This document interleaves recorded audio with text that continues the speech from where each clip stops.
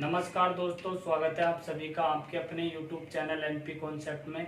दोस्तों, मैं तहे दिल से अभिनंदन करता हूं और आशा करता हूं कि आप सभी अच्छे होंगे। दोस्तों, हम आपको कंटिन्यू वीडियो अवेलेबल करवाते हैं। अगर आप हमारे चैनल पर दोस्तों नए हैं तो चैनल को सब्सक्राइब करें, वीडियो को लाइक करें और वीडियो को ज़्यादा से ज़्यादा दोस्तों सोशल मीडिया के अंतर्गत फैलाएँ। जैसे हमारे पास में फेसबुक है, टेलीग्राम है, व्हाट्सएप है, मैसेज है, इंस्टाग्राम है इत्यादि के अंतर्गत ज़्यादा से ज़्यादा सेंड करें। प्लीज़ मैं ये चीज़ आपसे रिक्वेस्ट कर रहा हूँ। तो दोस्तों, लेते हैं हम पहला सवाल। और हमारे पास में जो ये पार्ट है चाल दूरी समय का, वो चौथे पार्ट की हम चर्चा कर रहे हैं। 3 पार्ट मैं बेसिकली आपको डाल चुका हूँ। आप आराम से कंटिन्यू घर बैठे हुए आराम से मैथ को पढ़ें। तो पहले सवाल के अंतर्गत दोस्तों हमारे पास में दिया हुआ है कि एक व्यक्ति 600 किलोमीटर की दूरी कुछ ट्रेन से और कुछ बस से तय करता है। उसके बाद में कहा गया है दोस्तों कि यदि वह 120 किलोमीटर की दूरी ट्रेन से और शेष दूरी को बस से तय करता है तो उसे कुल 8 घंटे का समय लगता है। दोस्तों, हमारे पास में जो लिखा गया है वो लिखा गया है कि हमारे पास में 600 किलोमीटर की जो दूरी है, 600 किलोमीटर की जो दूरी है मेरे मित्रों, वो एक बंदा जो है वो ट्रेन किससे, ट्रेन प्लस बस से तय करता है। लेकिन उसमें कहा गया है कि 120 किलोमीटर ट्रेन से, तो ये ट्रेन से दोस्तों हमारे पास में चला है 120 किलोमीटर और कहा गया है कि शेष बस से चल रहा है। तो 600 में से 120 अगर घटाता हूं तो मेरे पास में जो बनेगा दोस्तों वो 480 किलोमीटर की जो दूरी है वो किससे, बस से तय की। लेकिन इस दूरी को तय करने में कुल उसे 8 घंटे का समय लगता है।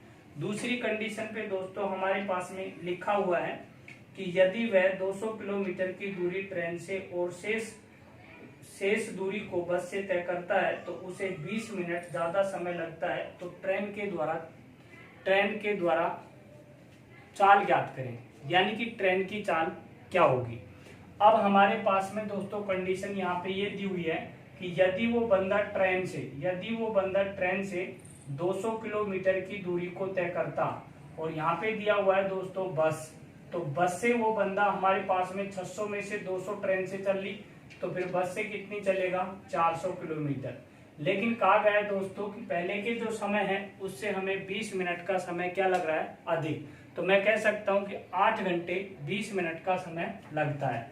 तो 8 घंटे 20 मिनट को अगर मैं घंटे में कन्वर्ट करूंगा तो 60 का भाग दूंगा, 20 1 और 20 कितने होंगे दोस्तों हमारे पास में 3, 8 3 24, यानी कि 25 बटे में कितना हो जाएगा दोस्तों, 3 घंटे। 25 बटे में 3 घंटे हो गए। अब दोस्तों हमें समझना है कि हमारे पास में हमने जो ट्रेन की जो चाल थी हमारे पास में, वो ट्रेन की चाल मान ली हमने x किलोमीटर प्रति घंटा, लेकिन बस की कितनी मान ली हमने, y किलोमीटर प्रति घंटा। मेरे प्यारे मित्रों, ये सवाल के अंतर्गत कैलकुलेशन थोड़ा ज्यादा है, समझने की कोशिश करें। सवाल बहुत अच्छा है। सवाल के अंतर्गत हमने मान लिया कि जो ट्रेन की जो चाल है हमारे पास में, वो ट्रेन की जो चाल है मेरे मित्रों वो हमारे पास में कितनी है, x किलोमीटर प्रति घंटा। लेकिन बस की जो चाल है हमारे पास में, वो बस की जो चाल है दोस्तों यहाँ पे वो है हमारे पास में y किलोमीटर प्रति घंटे की रफ्तार से। यहाँ तक कोई आपको दिक्कत नहीं होगी। अब आप यहाँ देखें कि दोस्तों 120 किलोमीटर ट्रेन से दूरी चलता है। अगर मैं चाल का भाग 120 में देता हूं तो समय आएगा, मैं ये लिख सकता हूं 120 बटे में कितना, 8। तो मैं कह सकता हूं कि ट्रेन के द्वारा लिया गया समय। तो यहाँ पे जो कंडीशन है दोस्तों, यहाँ पे लिखूंगा 120 बटे में कितना, x प्लस में, फिर यहाँ से बस से कितने चल रहा है, 480 बटे में कितना y, और कुल घंटे लग रहे हैं 8 बटे में कितना, 1। ये इक्वेशन या फिर समीकरण नंबर कितनी होगी मित्रों, 1। दूसरी कंडीशन पे मैं लिख सकता हूं हमारे पास में 200 बटे में कितना होगा, x प्लस में 400 बटे में कितना होगा, y बराबर में होगा 25 बटे में कितना होगा मित्रों, 3। क्लियर हुई यहाँ तक। और ये इक्वेशन होगी हमारे पास में कितना, 2। यहाँ तक बात आपको समझ में आ रही होगी। अब आप यहाँ देखेंगे कि इस इक्वेशन में से अगर दोस्तों 120 कॉमन लेता हूं तो 120 अगर मैं कॉमन लूंगा तो मेरे पास में यहाँ से बचेगा 1 बटे में x, यहाँ से लिया है 1 बटे में x प्लस में यहाँ से बचेगा 4 बटे में कितना y, बराबर में 8 में कितना 1 और यहाँ से 1। अब आप ये 120 हमारे पास में नीचे चला जाएगा तो मैं लिख सकता हूं दोस्तों यहाँ से क्या कि 1 में x प्लस में 4 में कितना y बराबर में 8 में कितना 120। 8 1 और 8 कितनी बार 15 बार, यानी कि x प्लस 1/x प्लस 4 में y बराबर में 1 कितना हो गया 15। दूसरी कंडीशन पे लिख सकता हूं मैं दोस्तों यहाँ पे, अगर मैं इसमें से 200 कॉमन ले लेता हूं तो मेरे पास में बचेगा यहाँ पे 200 कॉमन ले लिया तो 1 में कितना x प्लस में यहाँ से बचेगा 2 में कितना y और ये हो गया दोस्तों 25 में कितना 3। अब ये 200 नीचे चला जाएगा हमारे पास में, तो अब आप इधर देखें तो यहाँ से हमारे पास में बनेगा 1 में कितना x प्लस में कितना होगा 2 में कितना होगा y। फिर वहां पे हमारे पास में 25 और 200 नीचे चल जाएगा, 3 गुणा में कितना हो गया 200। 25 1 और 25 कितना हो गया मित्रों 8, यानी कि 1/x प्लस में 2 में y बराबर 1 में कितना हो गया 24। ये इक्वेशन नंबर कितनी होगी 2। यहाँ तक कोई दिक्कत नहीं होगी। उसके बाद में अगली जो कंडीशन है हमारे पास में मित्रों, वो जो कंडीशन मिलेगी वो क्या मिलेगी कि इक्वेशन जो फर्स्ट है उसके अंतर्गत इक्वेशन जो फर्स्ट है इसके मान को सेकंड में से क्या करते हैं दोस्तों घटा देते हैं। तो यहाँ से देखेंगे हमारे पास में कि सेकंड में से अगर मैं इस चीज को घटाता हूं, यानी कि देखो 1 में कितना x प्लस में 4 में कितना हो गया y बराबर में 1 में कितना 15। फिर यहाँ से होगा दोस्तों 1 में x प्लस में 2 में कितना y बराबर में होगा 1 में कितना 24। यानी कि ये दोनों, यानी कि फर्स्ट इक्वेशन में से सेकंड इक्वेशन क्या करेंगे घटाएंगे, तो ये माइनस ये माइनस ये माइनस, तो यहाँ से ये माइनस और ये प्लस तो कटेंगे, यहाँ से बचेगा 2 में y बराबर में। अब 120 एलसीएम ले लिया 15 और 24 का, तो हमारे पास में 15 का भाग देंगे तो 8 और 24 का भाग देंगे तो कितना होगा हमारे पास में 120। क्लियर आ रही होगी। आपको यहाँ बता देता हूं मैं किस तरीके से, 1/15 माइनस 1 कितना 24, यहाँ से होगा 120। 15 का भाग दिया कितना हो गया 8, 8 को 1 से गुणा किया तो 8 आएगा, माइनस 24 का भाग देंगे 5, यानी कि 3 कितना 120, 3 1 और 3 से कितना हो जाएगा 40। तो ये चीज आपको समझ में आ रही होगी, बट मैंने इधर आपको करके बता दिया, यहाँ से मैं डायरेक्ट लिखूंगा। तो दोस्तों यहाँ पे मैं लिख सकता हूँ 1 में कितना 40, वज्र गुणा करेंगे दोस्तों तो यहाँ से होगा मेरे पास में y बराबर में 80 किलोमीटर प्रति घंटे की रफ्तार होगी और y किसकी चाल थी हमारे पास में बस की। तो ये चीज आपको समझ में आई होगी। लेकिन सवाल के अंतर्गत पूछा क्या है कि ट्रेन की चाल क्या होगी। बस y का जो मान है दोस्तों हमारे पास में, आप यहाँ से देखो ये पहली वाली समीकरण के अंतर्गत जमा दो, तो यहाँ से क्या होगा हमारे पास में 1 में कितना है x प्लस में, अब देखो यहाँ से y का मान कितना है हमारे पास में 80, 4 का देखो यहाँ पे 4 में कितना हो गया 80 बराबर में 1 में कितना हो गया 15, 4 1 हो गया, 4 कितने हो गया हमारे पास में 20। क्लियर हुई यहाँ तक बात। उसके बाद में अब हम क्या करेंगे दोस्तों, हमारे पास में ये इधर जाएगा तो माइनस का हो जाएगा, तो यहाँ से 1 में x बराबर में 1 में कितना 15 माइनस 1 में कितना 20। एलसीएम लेंगे दोस्तों, तो एलसीएम लिया हमने कितना 300, 15 का भाग देंगे 15 दूनी 30, तो यानी कि कितना होगा 20। 60 भी ले सकते थे, कोई दिक्कत नहीं थी। माइनस यहाँ से भाग दिया तो यहाँ से कितना है हमारे पास में 15, तो यहाँ से कितना 5 में कितना हो गया 300, 5 1 और 5 से कितना हो गया हमारे पास में यहाँ से 60, तो 1/x और 1 कितना 60, तो 1/x बराबर में 1/60 है, तो x का जो मान होगा मित्रों x बराबर में कितना होगा 60 किलोमीटर प्रति घंटे की रफ्तार से हमारे पास में ट्रेन की चाल होगी। तो ये दोस्तों हमारे पास में एक बार एसएससी सीजीएल के अंतर्गत पूछा था और इस सवाल का जो सॉल्यूशन है वो इस तरीके से किया जाता है। क्लियर, आपको ये बात समझ में आई होगी। लेते हैं दोस्तों अगला सवाल। अगले सवाल के जो अंतर्गत मित्रों हमारे पास में बहुत शानदार सवाल है और उसको मैं आपको बहुत इजीली तरीके से बताऊंगा। अब आप यहाँ देखेंगे हमारे पास में कि पहले अगले सवाल के जो अंतर्गत लिखा हुआ है मित्रों, वो लिखा हुआ है कि एक व्यक्ति 85 किलोमीटर की दूरी 2 घंटे में तय कर लेता है, जिसमें से कुछ दूरी 50 किलोमीटर प्रति घंटे की चाल से और शेष दूरी 25 किलोमीटर प्रति घंटे की चाल से, तो 50 किलोमीटर प्रति घंटे की चाल से तय की गई दूरी कितनी थी। मित्रों, यहाँ पे हम इस सवाल को एक्स से भी कर सकते हैं और दूसरा हम इस सवाल के अंतर्गत एलिगेशन भी लगा सकते हैं। ज्यादा आपको ऐसे सवालों के अंतर्गत एलिगेशन मेथड बेटर रहेगा।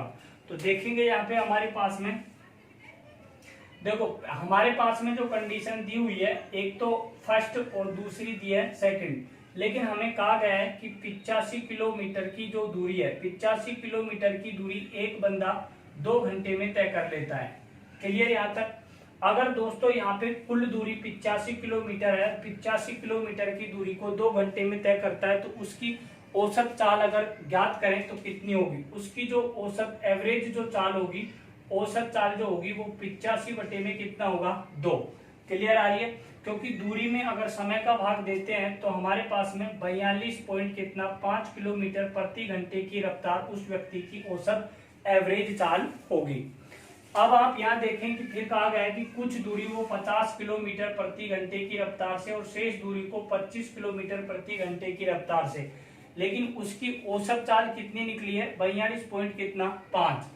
अब 42.5 है हमारे पास में, यहाँ से हम घटाएंगे तो ये आएगा 7 पॉइंट कितना 5, और यहाँ से अगर हम घटाते हैं दोस्तों तो हमारे पास में 17 पॉइंट कितना 5। पॉइंट से पॉइंट खत्म हो गया, 25 से कटेगा दोस्तों 7 बार और 25 से कटेगा 3 बार। तो ये जो होगा हमारे पास में T1 अनुपात क्या होगा दोस्तों, T2। यानी कि ये जो अनुपात है 7:3, ये किसका मान होगा, ये समय का अनुपात होगा। लेकिन समय ज्ञात करने के लिए क्या होगा दोस्तों हमारे पास में, कि हमारे पास में पूरी दूरी को तय करने में कितना समय लिया जा रहा था, 2 घंटा। लेकिन यहाँ पे हमारे पास में पूरी दूरी को तय करने में कितना समय लिया जा रहा है, 10। तो मैं लिख सकता हूं मेरे मित्रों कि 10 यूनिट बराबर में हमारे पास में कितना है, 2 घंटे। तो 1 यूनिट का मान होगा 2 बटे में कितना 10। यहाँ तक क्लियर हो रही है। लेकिन 50 की बोली है, 50 किलोमीटर प्रति घंटे की रफ्तार से कितना समय लग रहा है, 7। कितना लग रहा है दोस्तों, 7। तो गुणा में कितना हो गया, 7।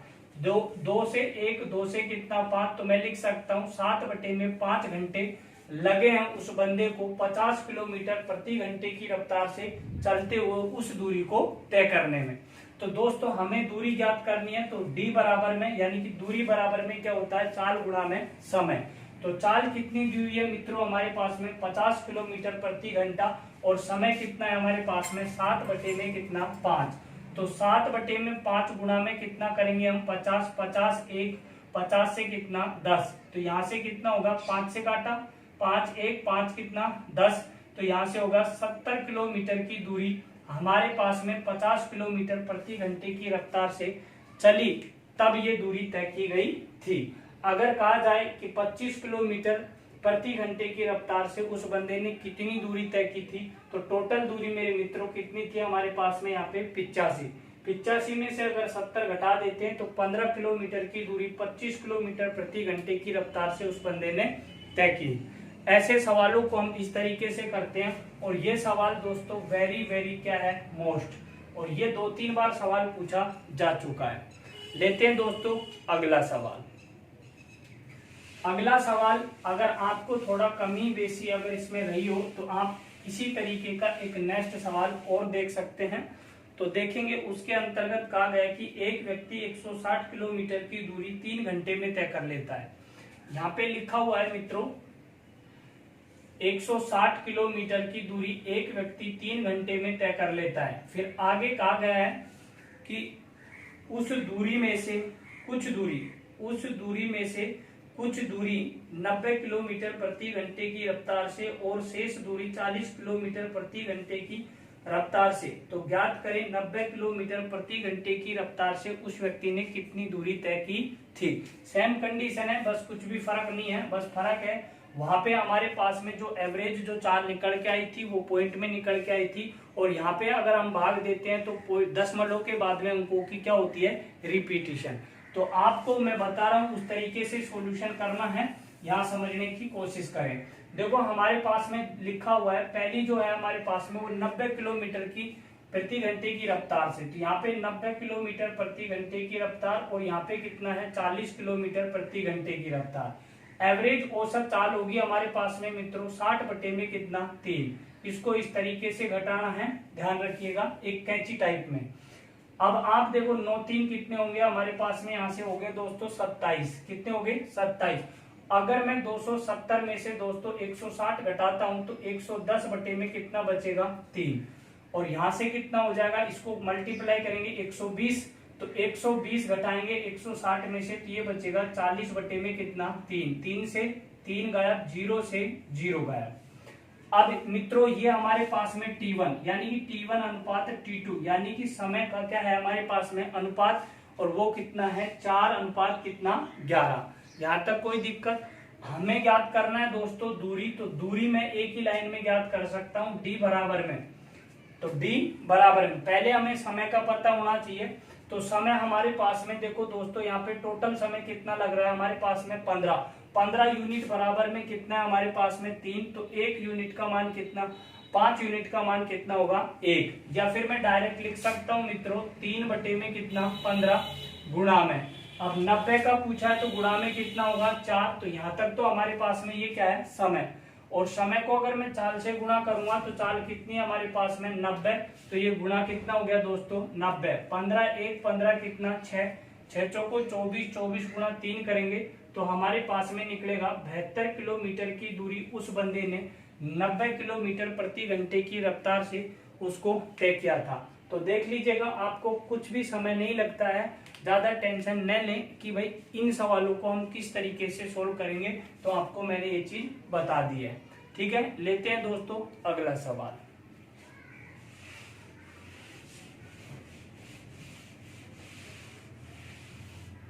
अगले सवाल के अंतर्गत दोस्तों हमारे पास में बहुत अच्छा सवाल है और उस सवाल के अंतर्गत दे रखा है, ये भी सवाल कई बार पूछा जा चुका है।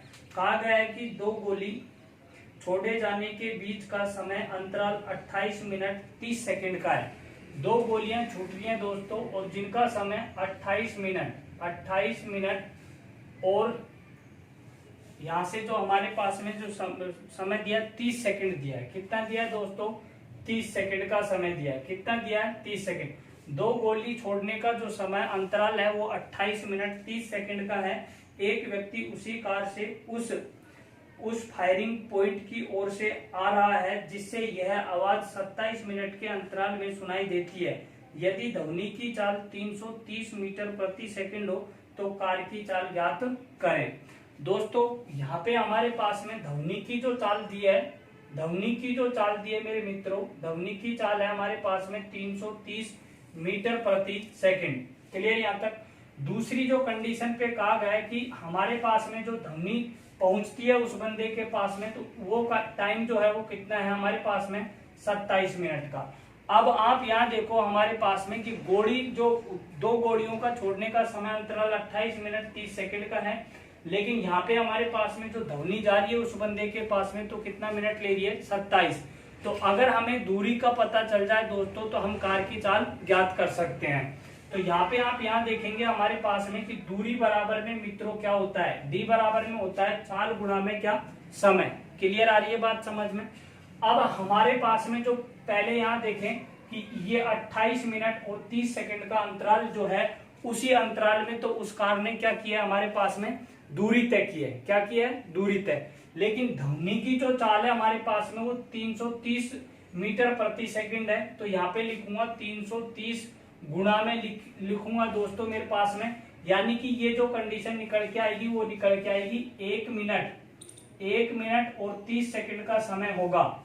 ठीक है, तो 1 मिनट 30 सेकंड का मतलब हुआ 90 सेकंड। अगर मैं चाल को समय से गुणा करता हूं दोस्तों तो ये हमारे पास में जो है वो दूरी है। क्या है दोस्तों दूरी।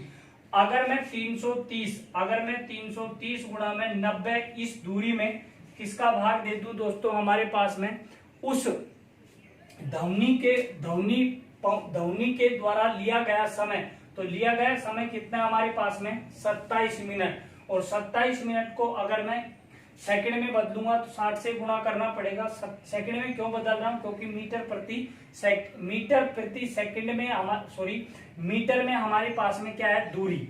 तो यहां से हमारे पास में क्या होगा दोस्तों, 27 गुणा कितना 60। अब ये हमारे पास में चाल किसमें है, मीटर प्रति सेकंड में। तो इसको किलोमीटर प्रति घंटे में बदलने के लिए 18/5 से मल्टीप्लाई करेंगे, 18 बटे कितना 5। अब आप यहाँ देखें कि 0 से 0 खत्म, 9 1 और 9 कितना हो गया दोस्तों 3, और 18 से 18 कट गया हमारे पास में, 5 का भाग देंगे, 5 6 की 30, 5 6 की कितना हो गया 30, मतलब 66 किलोमीटर प्रति घंटे की रफ्तार से उस कार की क्या होगी हमारे पास में चाल। अच्छा सवाल था दोस्तों, और वेरी वेरी मोस्ट ये सवाल था। इस तरीके के सवाल आपको एग्जामों में अधिकतर मिलते रहते हैं। तो लेंगे दोस्तों अगला सवाल।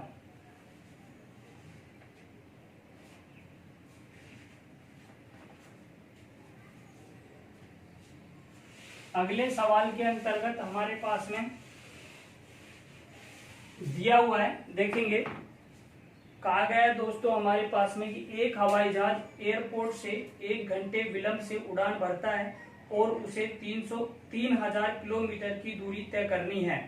वह अपने निर्धारित स्थान पर पहुंचने के लिए पायलट हवाई जहाज की चाल को 500 किलोमीटर प्रति घंटे की रफ्तार से बढ़ा देता है, तो ज्ञात करें वास्तविक चाल क्या होगी।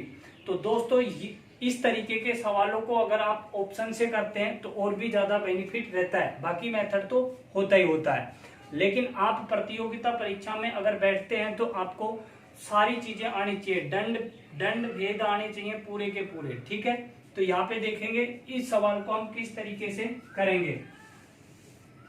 हमारे पास में दिया हुआ है कि एक व्यक्ति है, एक हवाई जहाज है, एक हवाई जहाज जो है वो 1 घंटे की विलंब का जो मतलब है वो है देरी, विलंब से उड़ान भरता है। क्या कर रहा है, उड़ान भर रहा है।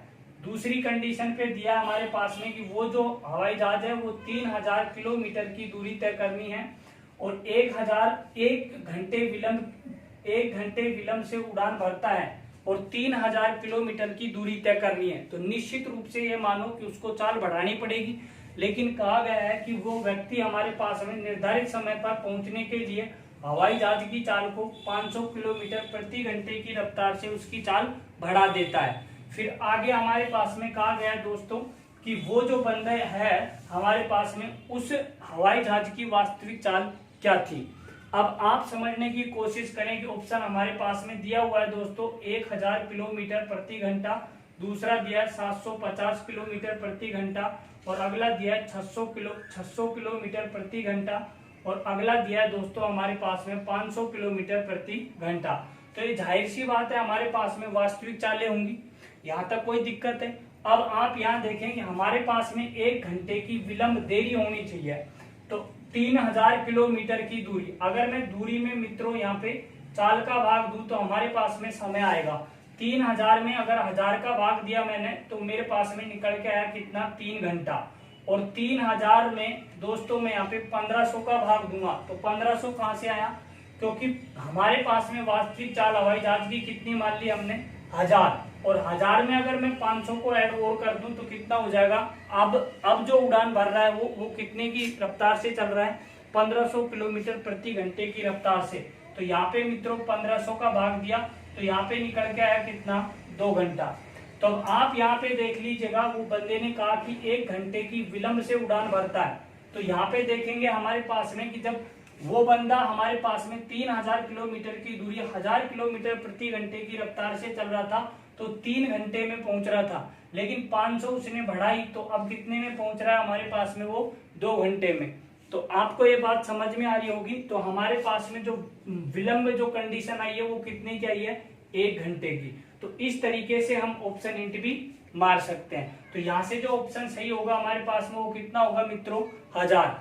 अगर आप इस चीज से संतुष्ट नहीं है तो 750, 600 और 500 भी रखकर देख सकते हैं, बाकी ऐसी कंडीशन पॉसिबल नहीं होगी।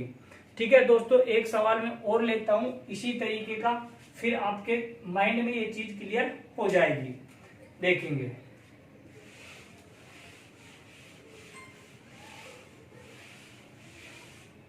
सवाल के अंतर्गत दिया हुआ है मेरे मित्रों हमारे पास में यहाँ पे, और कहा गया है कि एक व्यक्ति कार में बैठता है, 350 किलोमीटर की दूरी निश्चित चाल से तय करता है।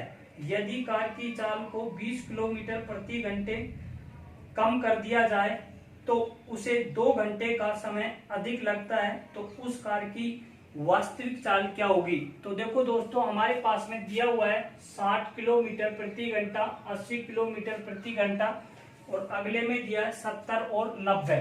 कितना दिया दोस्तों, 70 और कितना 90 किलोमीटर प्रति घंटा। लेकिन मित्रों हमारे पास में जो दूरी दी गई है हमारे पास में सवाल के अंतर्गत, वो बंदा 350 किलोमीटर की दूरी तय करना चाह रहा है, लेकिन चाल कितनी कम की है, उसने 20 किलोमीटर प्रति घंटे की रफ्तार से कम की है, और कम करने के कारण उसको वो दूरी तय करने में 2 घंटे का समय क्या लगता है, ज्यादा लगता है। तो अब ये मेरे पास में वास्तविक चालें होंगी, तो मैं यहाँ पे करूंगा दूरी कितनी है 350, क्लियर यहाँ तक। और 350 तो वास्तविक चाल का यहाँ पे भाग देता हूं तो भाग जाएगा ही नहीं, 80 का भी दूंगा तो भी नहीं जाएगा, मैं देता हूं दोस्तों 70 का।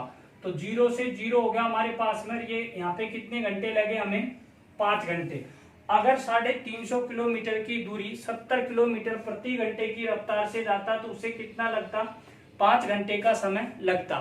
दूसरी कंडीशन कहा गया है कि अगर वो बंदा 20 किलोमीटर प्रति घंटे की रफ्तार से चाल को कम करता है, तो यहाँ पे क्या होगा, 300, दूरी तो वही है 350 और 20 कम कर दी 70 में से, तो 50 का भाग दिया तो कितना होगा दोस्तों, 7 घंटे।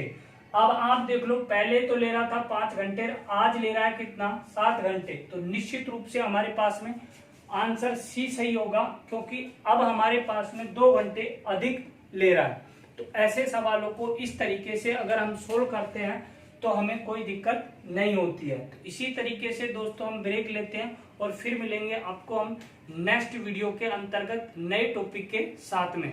दोस्तों अगर आप हमारे चैनल पर नए हैं तो चैनल को सब्सक्राइब करें, लाइक करें, शेयर करें। धन्यवाद।